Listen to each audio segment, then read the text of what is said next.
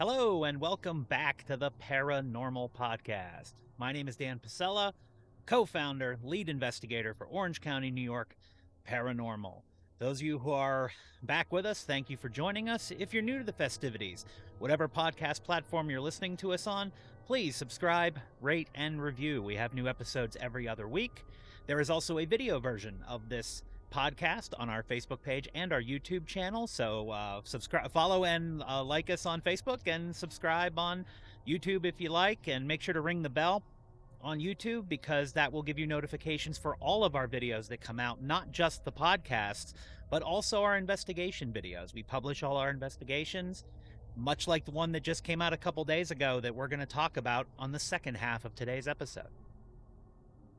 So, how's your October going? We're having a great October. We've had some really fun events that we've done this month at Hyde Hall and at Grapevine Farms, and we have some more coming up second half of the month. October's a ton of fun for us because we get to meet so many new people. We have a lot of folks who come to our events every year, but we're always meeting new people, and one of the biggest surprises along the way of this journey of ours has not necessarily been the spirits we've met, but the living folks we've met.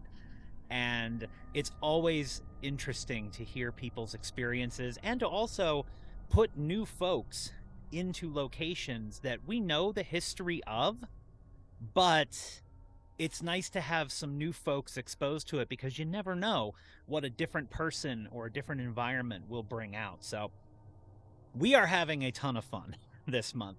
But October is also interesting because, as I said, we're meeting all these new people, and we get asked a question over and over again. And I figured that this was the perfect time to talk about this because we get asked all the time, what are the scariest moments that we have had during our investigations? And I get it. It's October. People love to be scared. And, one of the things we talk about at our events is, this is not a fun house. This is not a corn maze. If you want to be afraid, go to something like that. What we try to emulate is an actual, real paranormal investigation that, frankly, most investigators, I don't think find particularly scary in the moment. Personally, the closest I ever get to afraid is when I'm watching the footage in my office and something really creepy happens that would have been right next to my head. That's when I go, ooh, that was a little weird. I'm almost glad I didn't hear that in the moment. But that being said, there still are moments where there's startles or scares that happen that stay with us. And because we get that question a lot, because it's the season for that scary stuff, today we are going to talk about some of the moments during our investigations and adventures that have been the scariest. The place that probably makes the most sense to start that conversation is one of the rarest things that happens, and that is seeing a full body apparition. We are not psychic mediums. We don't have a psychic medium. We are a quote-unquote scientific-based paranormal group, so all we use is equipment. So we're not gifted or cursed in any particular way. So full-body apparitions are even rarer for us because it has to actually physically manifest, and we actually have to be physically facing it when it manifests in order for that to happen. In all of our 70-plus investigations that we've done, Emily has not seen a full-body apparition. I have seen two, both in a prison, weirdly.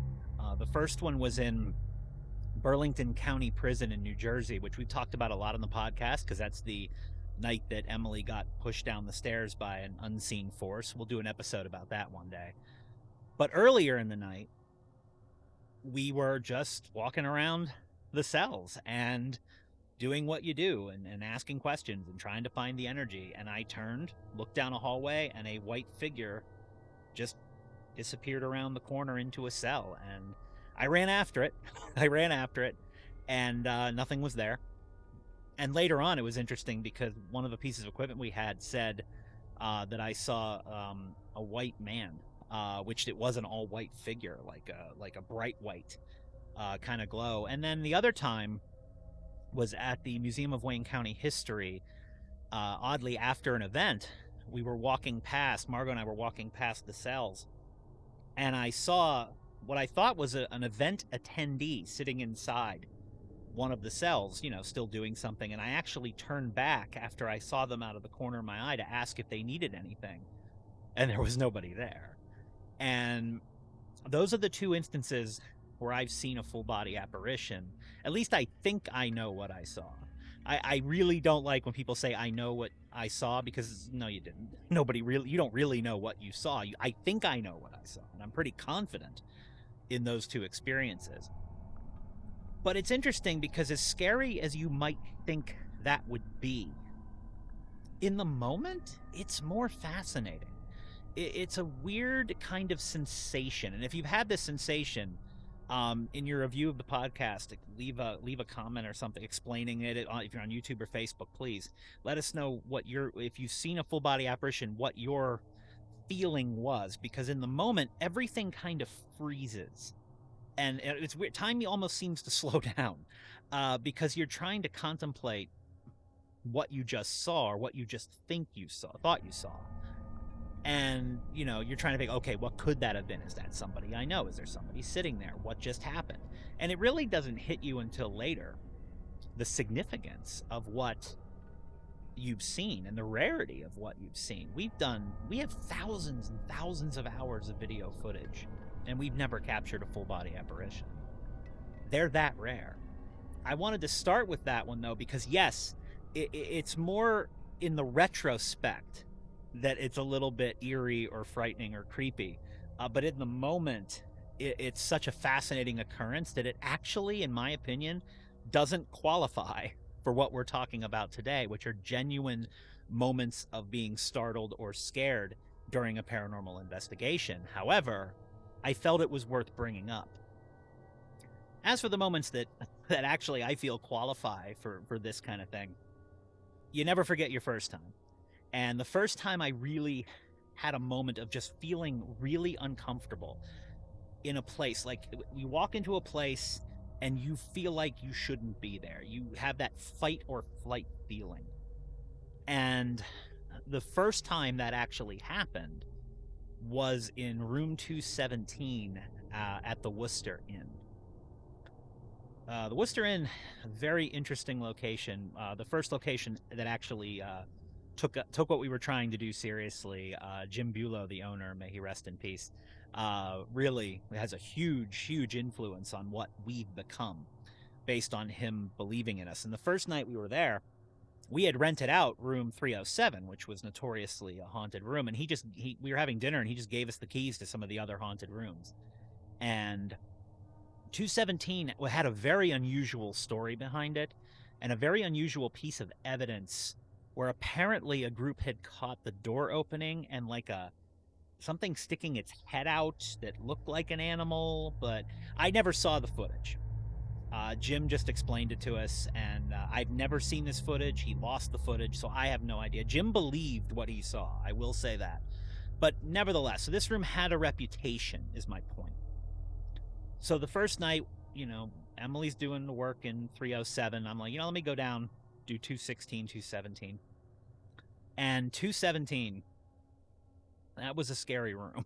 There was a feeling in there of just, you know what, you shouldn't be here right now, and you are not welcome here. And it's interesting, I hadn't quite gotten really good at filming rooms yet, or at least knowing where the camera was, because when we investigate, we do try to stay in the frame of the camera, because with us, if you don't catch it on camera, we don't claim it as something that actually happened, or we don't put it in a video, because we have to have proof of it. So now, as a group, we've all gotten pretty good at just being aware of where the cameras are. Well, I wasn't at the time.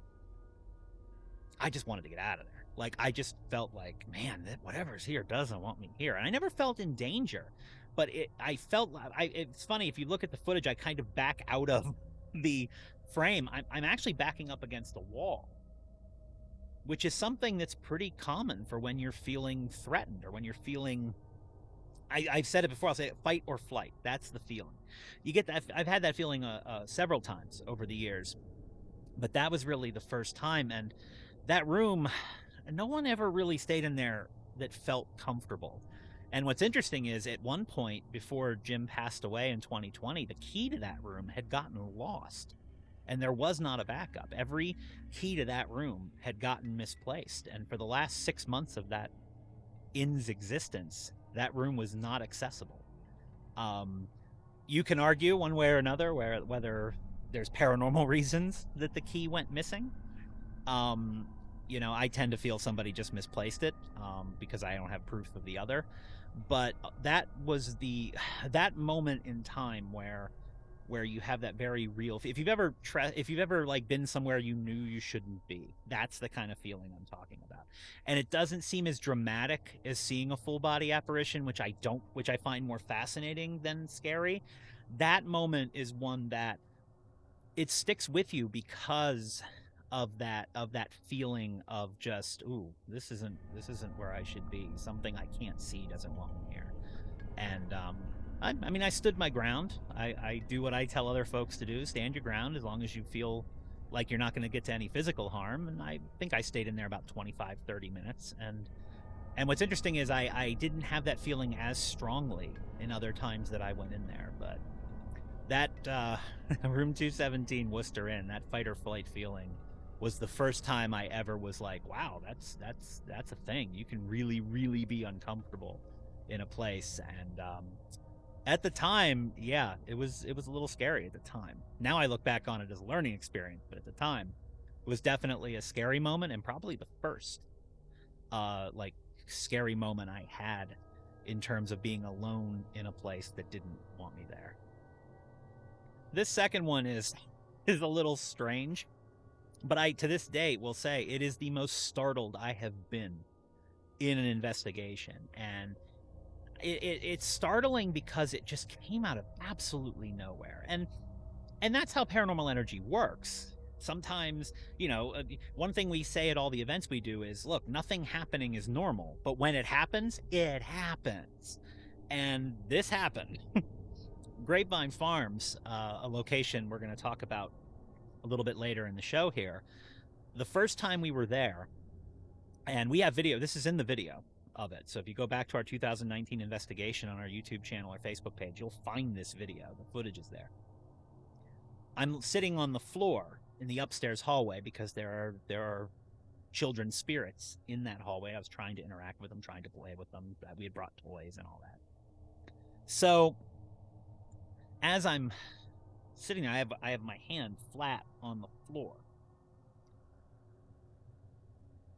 And all of a sudden, I just jump. My hand goes, whoa, and I jump. And when that stuff happens, I tend to be in processing mode. So, and it frustrates Emily, my wife and co-founder, to no end that I don't immediately vocalize what it was. Like, I'm trying to process. I'm trying to find an answer. I'm trying to make it make sense. What happened was I felt a dog lick my hand.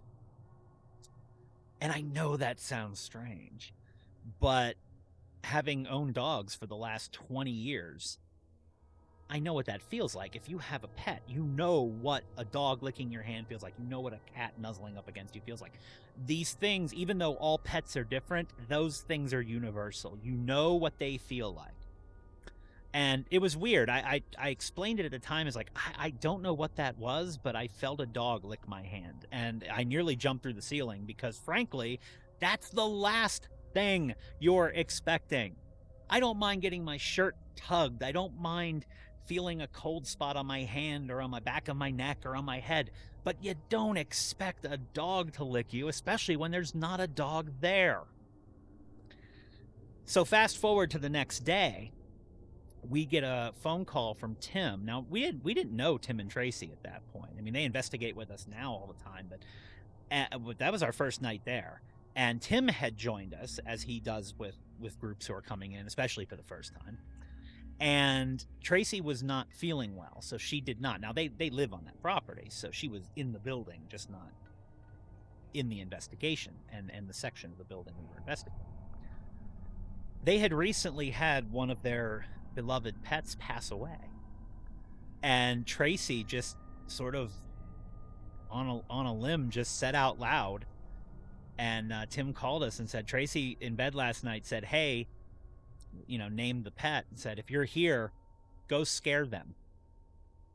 And when we asked what time that question was asked, it was asked about 2 minutes before my hand felt the licking sensation. And that was startling. I'm not too proud to tell you that I almost jumped through the ceiling, because that is not what you expect.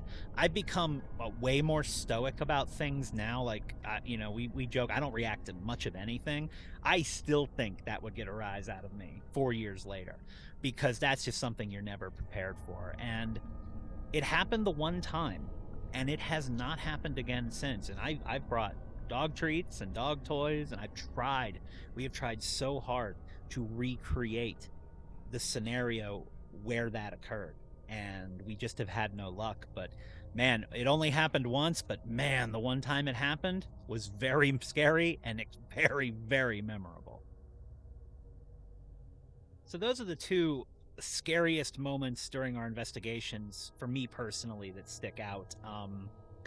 One of these days we'll get some of the other folks who investigate with us on, maybe to share some of theirs, because we've all had our moments. If you've ever done anything with the paranormal, you have your moments. And please feel free to share your moment with us in the comments section or in the review on the podcast. I'd love to hear them.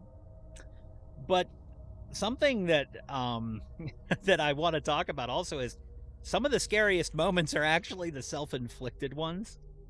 I've talked to other investigators, and I think this is true for every paranormal group in the world. Sometimes we just scare the hell out of each other by accident. And the best example of this is from our Omen Theater investigation we did earlier in the year, when Margot almost gave me a heart attack. We were up in the balcony, and I went into the projection room to see if there, just, first of all, it's an old-timey theater projection room. How cool is that? But secondly, I want to just get a feel for it, see if there's any energy going on, see if I could, find anything. You try to investigate every square foot you can, and so we do that. And it's loud because the projectors take a long time to cool down, and it's an operating business, so we investigated after they closed. So it didn't contaminate any of the other cameras, but the audio evidence chance in there was not good, but I still wanted to go in. Well, because it's loud, I couldn't hear Margot walking up behind me to tell me she was going to go down to the main level. And she walked up to me. I didn't know she was there. And the last thing you expect, remember, I talked about full body apparitions earlier. You don't expect to see somebody when you turn around. And generally we communicate, or generally we hear each other walking. But Margot and I, it didn't compute that the projection room was so loud that I couldn't hear her. And I turned around, and she was about 2 feet from my face. And I thought I was going to have a heart attack. You just don't expect to see a person there. And when you investigate, your senses are on full alert all the time. So when you turn around and you see somebody just standing there, whether you know them or not, your initial reaction is, oh my goodness. And that's what that was. And that took me about 10 minutes to actually stop laughing at myself, because again, when you do this, you should have fun. I think our field can take itself way too seriously sometimes, so we therefore try not to take ourselves too seriously. But you can have a self-inflicted scare with each other in the group, and this has happened quite a few times over the years, usually with folks who are newer to it. Like, it happened with Tim and Tracy early on, Rhea and Margot, again, early on.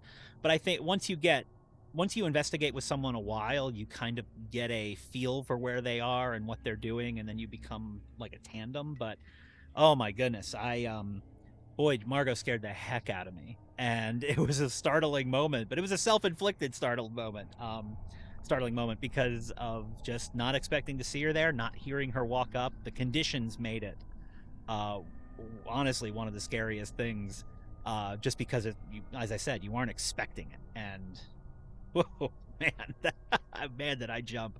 I wish we'd caught it on camera. I would have put it in the episode. I don't mind showing you all the human side of what we do, but I didn't have a good camera angle on it. So we didn't get to see that, which probably in the long run makes me look better. So having spent a lot of time during events talking about some of those scary moments, I thought I would come on today and share them with you. And there are others. I think the most terrifying thing that ever happened to us was my wife getting pushed down the stairs at the Burlington County Prison. I didn't talk about that one in this episode because I actually want to have her talk about that in a future episode, because that was really, really a startling and sobering experience that I'm not able to discuss because it happened to her. So that would top this list if she were in today's episode, but we'll talk about that one separately because it deserves to be talked about separately. There are a lot of facets to that particular incident that are worth diving into, and it's a really good lesson in observing cause and effect. So that was terrifying. Not included today because I want to have her on to discuss that, but that's just a couple, like I said, just a couple of examples of some of the startling and scary moments, scariest moments we've had. There are little things that happen, but in terms of the paranormal, the two I mentioned earlier are the best two examples. So we had another investigation video come out. I wanted to do a bit of a deep dive into that. If you haven't seen the latest investigation we've done at Grapevine Farms, I will put a link at the end screen. Spoiler alert, I guess, if you want to watch it first, go right ahead. But Grapevine Farms is just such a great location. And we've investigated there.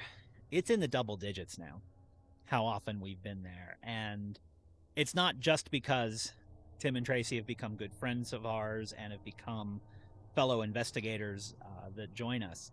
It's also because the spirits there are so fascinating, and it's such a unique location, and there's such a wide variety of complexity and spirit interrelationships, and it's a treasure trove of paranormal activity. I say by square foot, it's the most haunted place we go.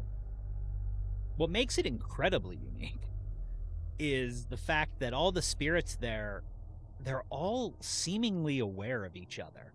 And that's really rare, because most of the time when you go to a haunted location, spirits did not most of the time pass away at the same time. They passed away at different times. And a lot of times they tend to stay in their lane as far as spiritual realm goes. Like, they don't really interact with each other a lot. It happens, but at Grapevine, they talk about each other. The children in the hall tell me I shouldn't go into David's room. People, the folks in the wine cellar will ask about Michael, who's the young boy who lives in one side of the basement that we capture evidence about all the time. It's a very unusual location in that regard. And you can watch, I mean, we've published every investigation. You can go back and watch all, 10 of them or however how many there are, and see just how many different types of paranormal evidence we've captured at Grapevine Farms. And this investigation we just did and the video that just came out shows something else I've always said about Grapevine, that the Grapevine Farm spirits, they have one way they love to communicate with us, and they prefer it. Like, we use Spirit Box, we don't get a ton. We use digital recorders, we don't get a ton. We fire up the Phasma Box, that's when they start talking. And a Phasma Box is a device that it allows spirits to manipulate chopped up sound bars, and it provides voices and interaction in real time. It's a similar concept to a Spirit Box, a bit different, but just to keep it simple, it's similar to how a Spirit Box works. And a lot of reverb, and you get a lot of voices, and you get a lot of weird sounds and gibberish sometimes, but man, do you get a lot of good evidence from it. And this, the Phasma Box has actually proven itself so many times, where we will capture a voice coming through the Phasma Box in real time, and then, within 10 seconds, one of our cameras, either the one we're holding or one nearby, will capture an EVP, an electronic voice phenomena, of the same word. And that's validation. When one piece of equipment validates the other, when they capture the same evidence in basically the same amount of time, for us, that means a piece of equipment is legit. And the Phasma box is legit. And the spirits at Grapevine Farms absolutely love it. Which is good, because for the longest time when Tim started investigating, it was the only thing he wanted to use. Although he has come around on the spirit box, because we've gotten some really good spirit box stuff lately. But so the Phasma box evidence, there's a lot of it in that investigation. And one of the things, if you're watching that investigation, to note is how intelligent these spirits are. There's two basic kind of haunts. There's different degrees of these two categories, but there's two basic kinds: intelligent and residual. Residual hauntings play on a tape over and over again. They have no care of you. They don't probably even notice you. They just kind of happen. It just plays over and over and over again. A lot of battlefield spirits are residual. They're just doing the same thing all the time. They have no awareness of you. Intelligent spirits do have awareness of you. They'll answer your questions. They'll comment on you. Sometimes they'll make fun of you. It happens. I've been called baldy by a ton of spirits we've investigated. So the spirits at Grapevine are really intelligent. And in this episode, it really shows. We capture, just stuff that is so relevant to the location. If you saw any of our stuff from Hyde Hall, the folks at Hyde spoke French and English, and if we speak French to the Phasma box there, it will speak French back to us. That doesn't happen anywhere else, because the spirits don't speak French in most places. We had an experience recently where Russian words were coming back. Where we were investigating was a heavy Russian-occupied area. A lot of Russian immigrants, a lot of Russian Orthodox up that way, where we were was at its peak. So those are interesting things, but the Phasma, it just reacts so intelligently. And there's a couple pieces of evidence in there that really prove it. The first, and one of my favorite maybe of all time from the Phasma box, is the Phasma box asking about Tracy coming back. Tracy had been gone for 2 weeks and came back about 2 hours before we started investigating. And to have a spirit say, Tracy going to come back, is incredibly relevant. They noticed she wasn't there. Of course they did. You would notice if somebody that you lived with every day wasn't there. And they do too, because paranormal activity happens all the time.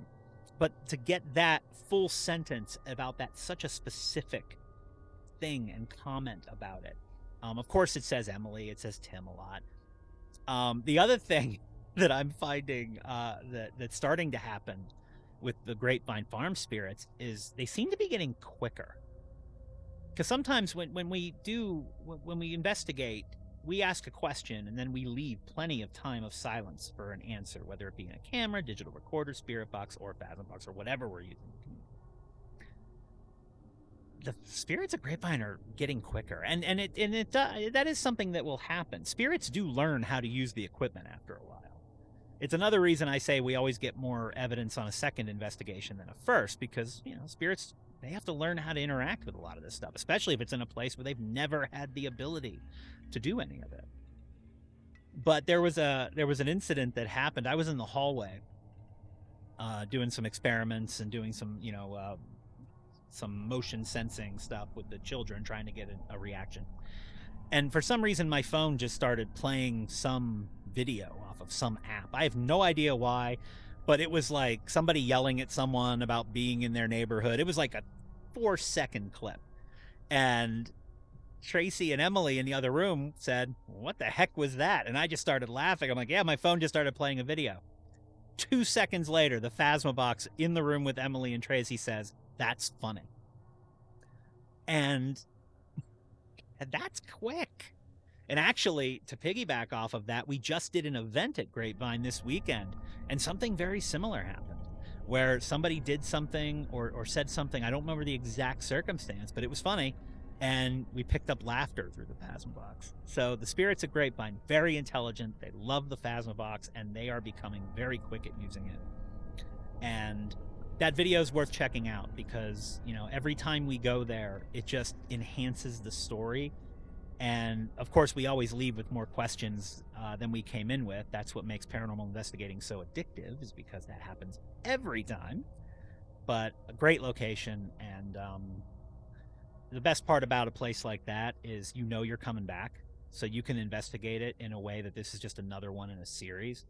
Because as paranormal investigators, you're trying to forward the narrative. You're trying to understand the spirits. You're trying to make their story be told, and that's why we go back places. Because we want to keep that story going. We want to give the spirits a chance to say what they want, and we don't know how spiritual energy works, and sometimes they talk more and sometimes they talk less. And if I knew the answer as to why that is, I could write a book and retire, but I do not know. Nobody knows, and that's, again, one of the reasons why this field is so interesting and so addictive, because we can never know. But the more you go to a place, the more you feel like you know the spirits. And Grapevine Farms, we know the spirits know us, and it is like visiting old friends. Speaking of Grapevine, we are still in October. We are still in our event season, and we had a couple of great events there on Saturday. If you are in the Cobleskill, New York area, there are some limited spots available for our 2 events on October 28th, one at 5:30 and one at 8:30.